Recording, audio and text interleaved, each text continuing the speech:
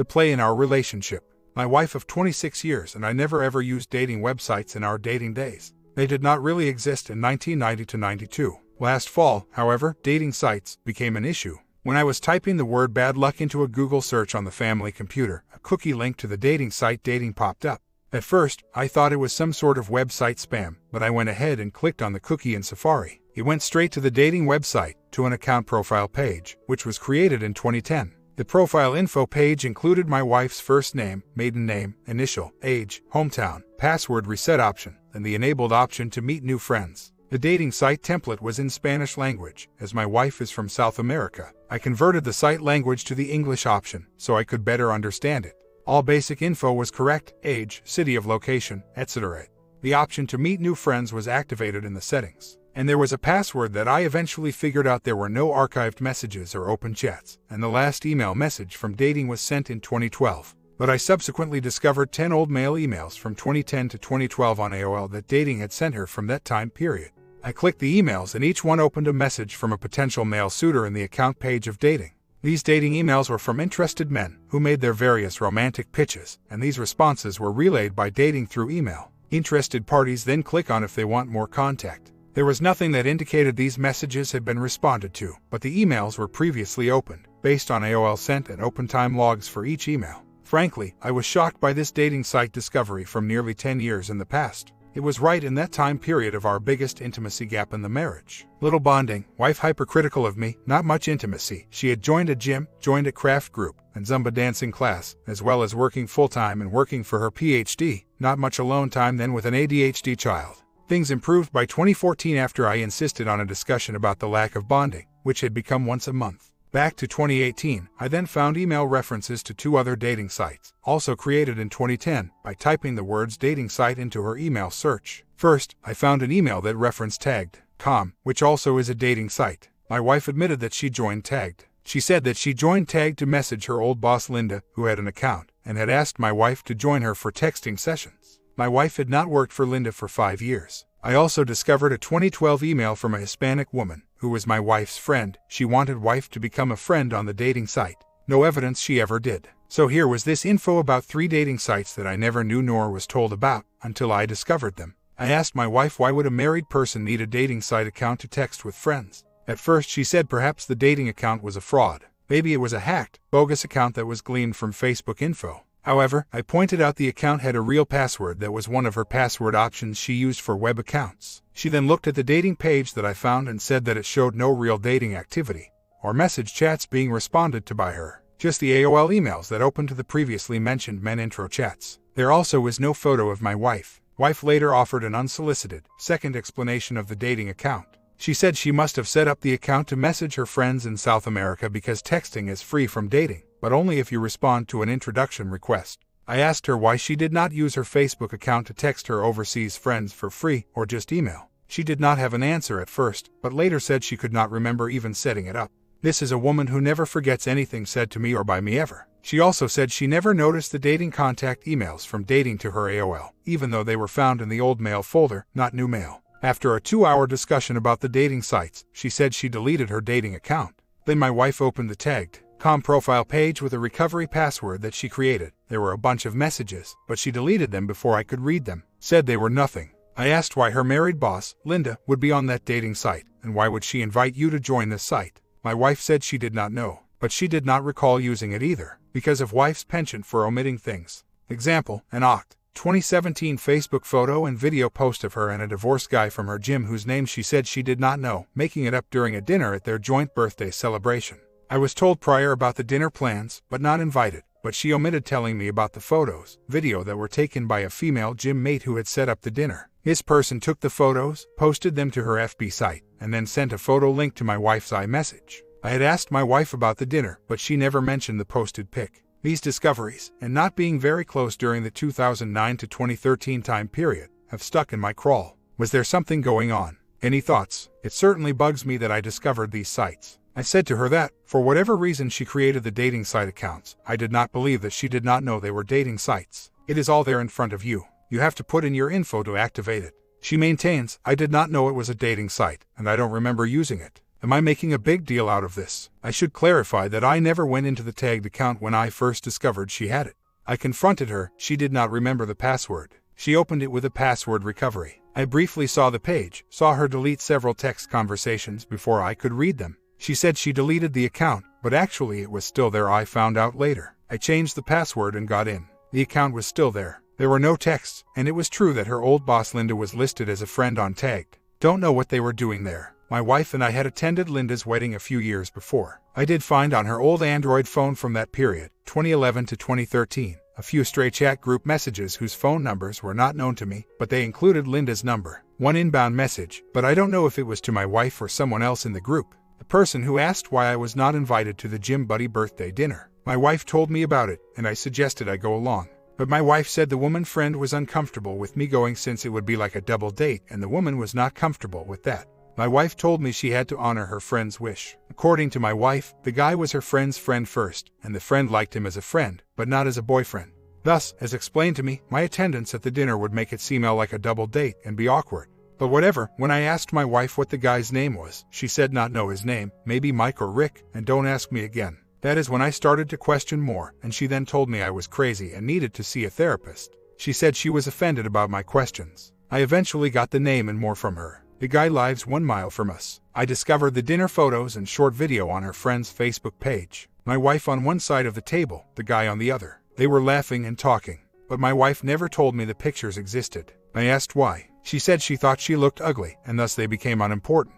I don't believe she is in contact with Guy. She quit the gym after this episode, and mostly unfriended the lady gym friend who set up the dinner. I am not sure what happened between the guy and my wife, if anything. I never found his number on her phone, though he is on Hangouts as she is. He is not in her whole contact list. I did see some texts a few months after the original dinner from the woman gym friend, saying that the guy would like to go out with the two of them again. Like my wife, the friend never referred to the guy by name. Just my friend. My wife does not need a burner phone. She has WhatsApp, Hangouts, Skype, 2 Messenger accounts, multiple emails, etc. And in 2012, created another Gmail account that is her first name and maiden last name. For that account she jettisoned the hyphenated last name we have used since day one. She said she needed a separate email account to correspond with fellow classmates in the doctoral program. I asked why the maiden name only. She said it was easy. Although I have access to her phone and computer, the dating emails tagged emails are the only solid evidence of extracurricular activity. Because I don't know what I am looking for, there are other strange things I have found. But more on that later. My wife insists that this circumstantial evidence looks bad when a paranoid mind links it together. She deletes old messages from my phone quickly. No archive on iCloud. I have some other personal things that don't make sense. Stay tuned. I am relying on gut and observations. I found the dating site via dumb luck and the emails. Tagged was a search resulting from finding dating. I won't abandon marriage yet till I found out more. My point in posting the dating site accounts was to see if the norm reaction is one of deep suspicion or is it a bad but not so bad thing. I have felt all along she has gaslighted me on this, diminishing its real significance and blaming my childhood, parents' divorce, which she said skews my sense of reality. My gut and good sense have never bought it. I don't think she is up to anything right now because I drive her to work and pick her up, and that is only time she is away. My wife telling me a dating site is used for chatting sounds far-fetched to me as well, but then again maybe if it's free, someone will do it. Even though I found no dating flirt messages at all, I found the dating emails from 2011 and 2012 and they were in the open file, not new. She had to know it was a dating site. Flirty dating site texts can be deleted. My wife does use WhatsApp and FB to chat with her college South American friends who I know of. She told me about them. It was fate that I discovered her dating account. The tag was dug up by a rising suspicion after dating. I did not find any others, but never say never. What do you folks think about her having that unknown to me extra Gmail with her maiden name and not the hyphenated name she had been using for 15 years? She said she used it for school, but I asked why when she already had first email. She said she can no longer check second Gmail account because the password was forgotten. But I see an extra voice account using that particular email. I could reset the email, but her recovery password is done through her cell text, not email. She would see the change. Who knows, maybe it's legit. Just caught up in all the secrecy. My approach, to observe and dig while trying to improve our relationship. Not a lapdog. I have other episodes that I will tell you, which makes the circumstantial count even larger, but I need a confession, or more certain proof to separate. She is not distant now, and we are working on closeness that was missing in 2010 to 2014. My nagging thought is, was there more then? And could she cheat on me today? Her mother is an abusive, histrionic narcissist who cheated on her father multiple times. My mother cheated on my father, resulting in divorce. And in my early 20s when single, I had a workplace fling with a newlywed woman who pursued me like a wolf. I have extensive guilt about that, but I know how easy it is to do. My wife and swore we never would be like our parents, and I never have, but through the lens of this experience I became suspicious when I discovered the dating sites and her gym buddy birthday party excluded me and I found the pictures. No smoking gun, but a violation of friends of the marriage boundary settings, in my view. Since discovery about the dating sites and the gym dinner photos on FB discussed earlier in this thread, I started to pay more attention to W's activities with the opposite gender. Tell me what you think about this one. Wife again says I am overly suspicious about nothing and wants me to read a book about jealousy. A potential workout partner, but not a friend of the marriage. Latest example, in the summer of 2018, my wife started talking about a male coworker, younger, 34, named Arnie, married with a baby. My wife is 57 at the time. For years, wife worked 1 day a week at this location, while working the other days at another location. In 2018, she became full-time at the location that had been 1 day a week. In her 20 years working at this location, she had never invited me to lunch, asked me to visit or introduced me to any coworkers at this 1 day per week, part-time location. She recently said that her talking about her workday was enough sharing about the job at this location. However, at the other locations, I was occasionally invited to visit, have lunch, etc. and met some of her coworkers. Never this one, until I insisted. Back to Arnie. When she started talking about Arnie, who had been there for 7 years, wife said he was a coworker who had chronic pain in his knees and was having a hard time getting off painkillers. Over the summer of 2018, she talked about him quite a bit during our exercise walks, as she reflected about her day. As she talked more and more about him, I became curious about this male work friend. I would ask a few questions during those walks. She told me he had a lot of anxiety about his health, and that my wife and a female coworker would both talk to him about his problems. Sometimes together, sometimes one-on-one. My wife said Arnie seemed confused, and she once referred to him as poor Arnie. Over the summer, my wife and I were getting along well, though I still had lingering doubts about the guy from the gym partner birthday dinner photos. I did not overly obsess about the Arnie relationship, except mentally noting that she talked quite a bit about him. When she became full-time at this work location in Sept. 2018, my wife told me about a new plan for exercise since she had quit her regular gym. She said she asked Arnie about a personal physical training, and he offered to train her at work after hours, twice a week, for free. Apparently, he is a part-time physical trainer, and since she was no longer going to her local gym, she had quit, she explained. After I had voiced my displeasure about the previously mentioned gym partner's birthday dinner and omissions about the FB photos, having already felt a bit curious about her personal talks with this guy whom she insisted was only a work acquaintance that I had never met, I became more concerned about her planning to gym train at work. I asked her where she was going to train. Her workplace has no gym, just a hallway, a kitchen and instruction rooms for classroom book training, as it was explained to me at the time. I told her that I did not feel comfortable with her training in an environment with no real gym, and after hours, which meant she would come home, 5 to 2 hours later 2 days a week by metro. After my objection, she decided against the training sessions with Arnie at work, but she said she did one session to ascertain her physical conditioning. That was weird, as well, because I read his text to her from the next day, asking if she was sore. She said she was a little sore, but he said, "I'm really sore because I have not done this in a long time." He is an active, part-time physical trainer, yet he got sore in one exercise session. I also read texts to my wife from him on that next Saturday morning saying, "Hi doc, wife has a PhD, I was thinking about you this morning. I went to somewhere and decided to buy you workout gear for your home exercise." He did buy it because she brought home 3 pieces of exercise gear a few days later. She said she requested the gear and said she paid him back. I then expressed my opinion about the perceived inappropriateness of this whole exercise thing with Arnie. My wife dismissed my concerns about Arnie. She said I was unduly jealous about their relationship, which she said is just work-related. I said it is not just work-related if you ask someone to train you. To me that is kind of personal. At a minimum, in my opinion, this relationship seemed more than a coworker acquaintance, as she originally called him. He always seems to be coming up in her conversations. And this gym thing was very odd to me, because I never met this guy or any other worker at this job location. I reminded my wife that she never has invited me to her workplace. She finally invited me to stop by last deck. I was introduced to her coworkers, one by one. When I shook Arnie's hand, his face was beet red. Wife said he always has a red face because of a skin condition.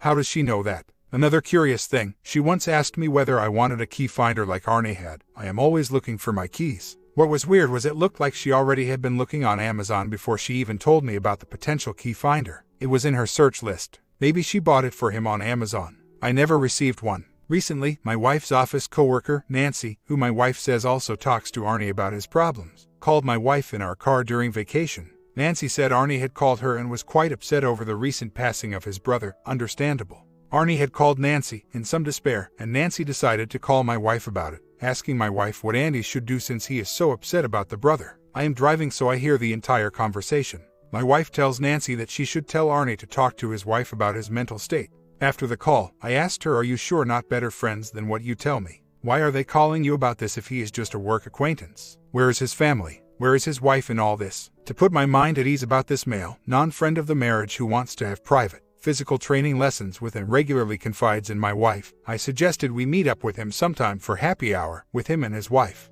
It would be a chance for me to get to know him and other coworkers who are not yet friends of the marriage, I said. Their workplace is near several cool bars. My wife said it was not a good idea to hang out with Arnie and his wife. She said Arnie is much younger than us and would have nothing in common to talk about.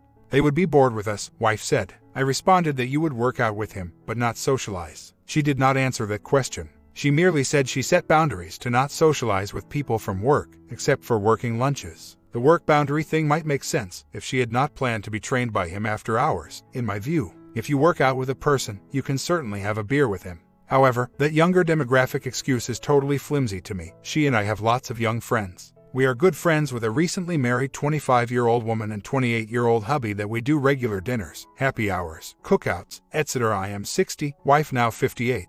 Recently, she said Arnie texted her about being upset after my wife had a contentious work meeting that he had nothing to do with, but he saw her outside of the meeting room and must have been concerned enough about her meeting angst to text her his concern.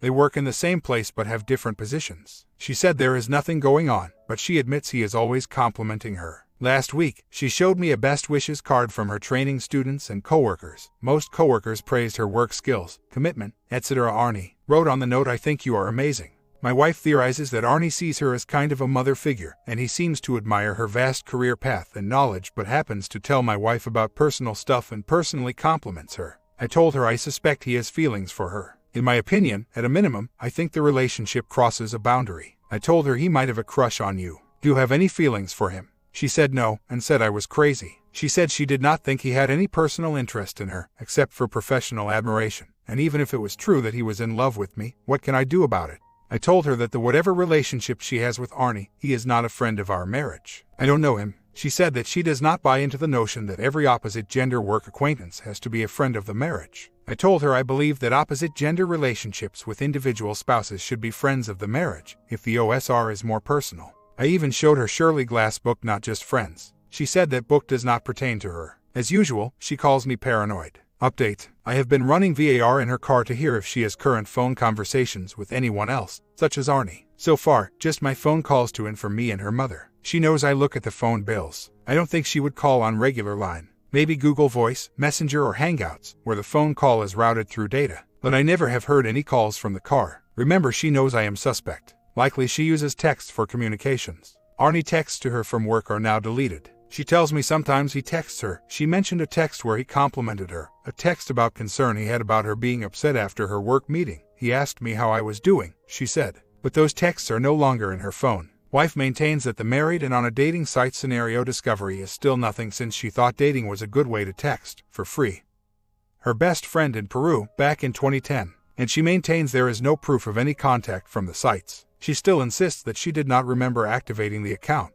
With regard to the tagged com dating account, I am going to contact old boss Linda, whom W said asked her to join tagged, and ask her why she invited my wife to communicate via a dating site. I am just going to ask her point blank. I don't care if she tells my wife. Will she lie? Probably. As for the aforementioned Arnie from work, my wife still says there is nothing between the two of them and they are not even friends, just work acquaintances. However, she is still very reluctant to have me come around to work for lunch or coffee, based on her schedule. She recently invited me to come for a faux job interview for some of her students at her workplace, but she did not stay, and Arnie was not there. However, when I mentioned the idea again that we should have a holiday happy hour with her work friends including Arnie, and, again, that I could get to know them, she said that she does not want me to come to her job because I am too suspicious. She said I should stay away, unless invited, until we fix your trust problem. I said her keeping me away from work is part of the trust problem.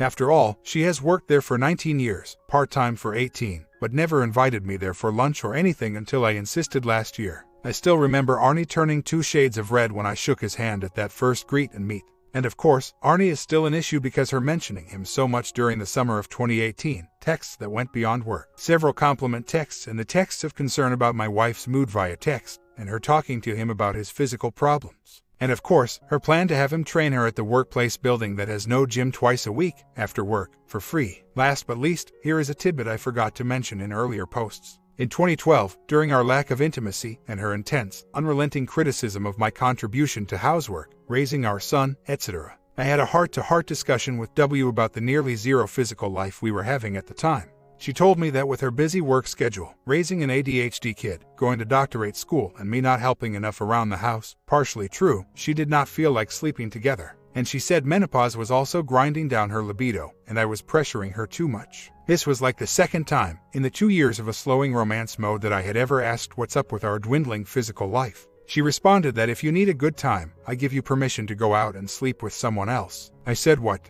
Why would I do that when I would rather sleep with my wife? She said I was putting too much pressure on her, and she did not think I was committed to the marriage because I would not move closer to her job and I liked having separate checking accounts, because my home-based job needed one. Those things were true, but I did not feel that her get her thing elsewhere encouragement was appropriate answer to the other marital issues. Based on her encouraging me to seek bonding elsewhere, I remember asking her, "Are you having an affair?" First time that I entertained the notion. She denied it and said I needed help. She said I was just feeling bad about myself and the lack of bonding was my fault. I was not initiating romance, but only asking for bonding, she emphasized. Though I was not as romantic as she would have liked, I suppose, I never just asked for selfish bonding. It was always initiated by me with the foreplay, and I very much connect through mutual bonding. That is the way she always wanted it. She would say, "You are the initiator." But in that 2010 to 2014 time period, she mostly rebuffed the initiations. She once pushed me away when I was trying to snuggle up for romance, and said this side of the bed is mine and that side is yours. After the "you can sleep with someone else" conversation, she insisted that I seek a therapist to resolve childhood, mommy issues, and then I could be happier about our marriage, as it is.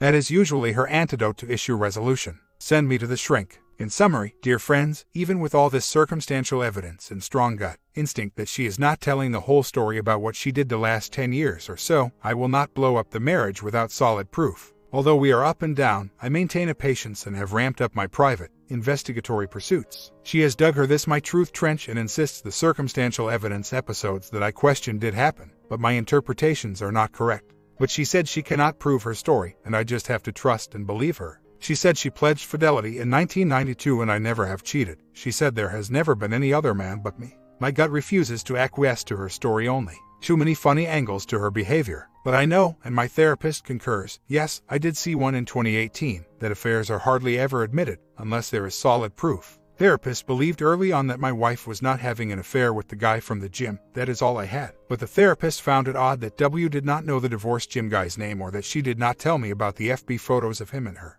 Therapist believed W may have had a harmless crush on gym guy, but nothing further, she believed at the time. But after I found the dating site accounts, the therapist could no longer say, with certainty, there was not infidelity. She said wife's omissions are worrisome and should be explored. Here is the latest. My wife is still very hesitant about inviting me to lunch at her workplace. She says that my suspicions and uncertainty about fidelity make her uneasy about her inviting me to lunch. I talked her into it on Tuesday. I told her that it helps me restore trust and it is what couples do. We had a nice time at a local soup place, no discussion of ongoing issues. Later in the day, she reiterated that she would not likely have me to lunch again because of my state of mind, my suspicions of Arnie, etc. She said work is refuge from the stress of that we are going through, and she does not want me to come to her workplace in the near future. I sent her a link from the Nurturing Marriage website that spouse workday lunches are good for the marriage. Here is her text. I am not disagreeing with the idea, but now in the context of where we are, what you think about me or what you don't know. It does not feel right to me. Maybe when I feel more at ease it will be a wonderful idea. That's all I am saying.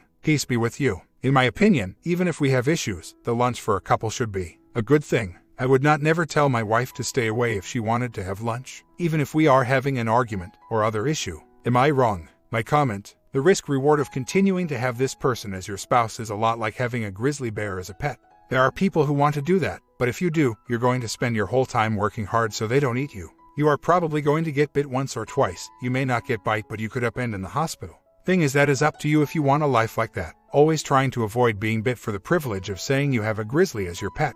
Most won't understand it when there are perfectly good dogs out there who can be loyal and you can run and play with. I feel this is really all the advice that can be given, as you are determined to continue to allow yourself to stay in harm's way even with the preponderance of evidence that you are not.